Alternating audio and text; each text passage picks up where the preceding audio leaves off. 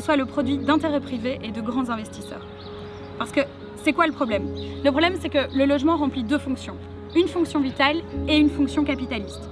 Ça signifie que tandis qu'on a tous et toutes besoin d'un logement pour vivre, eh bien, ces logements vont s'échanger sur un marché, vont être achetés et puis vont être loués pour en tirer des profits. On est obligé de participer à ce marché parce que pour habiter, on n'a que deux possibilités, être locataire ou être propriétaire. Il n'y a actuellement qu'un seul acteur qui pourrait limiter la fonction capitaliste et favoriser la fonction vitale, c'est les pourvoirs publics et c'est l'État. Mais ce n'est pas du tout ça que fait l'État, puisqu'en fait l'État protège les bénéfices de la propriété privée beaucoup plus que le droit au logement.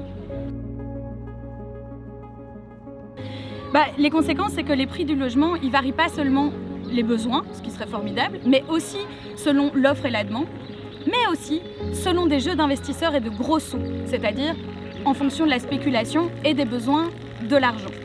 Et donc par exemple, après la crise de 2008, il y a énormément d'argent qui va basculer depuis la bourse vers des investissements qui vont être jugés plus sûrs.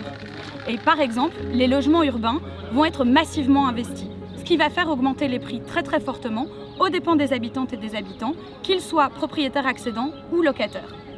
Les banques vont tirer énormément d'argent de tout ça, puisqu'elles vont augmenter les crédits hypothécaires très fortement, en quantité mais aussi en nombre de crédits.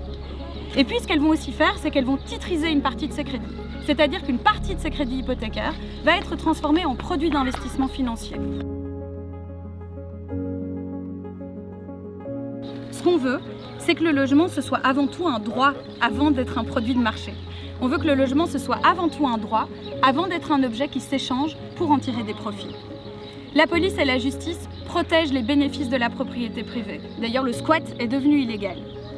Et dans le même temps, il y a des milliers de personnes qui dorment en rue. Et dans le même temps, il y a des milliers de personnes qui vivent dans des logements indécents qu'ils et elles payent vraiment très cher.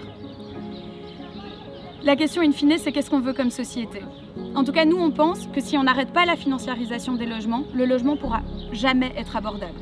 Et si on ne limite pas sa marchandisation, il ne pourra pas être abordable non plus. Autrement dit, l'accumulation des logements dans certaines mains se fait aux dépens de toutes et de tous les habitants.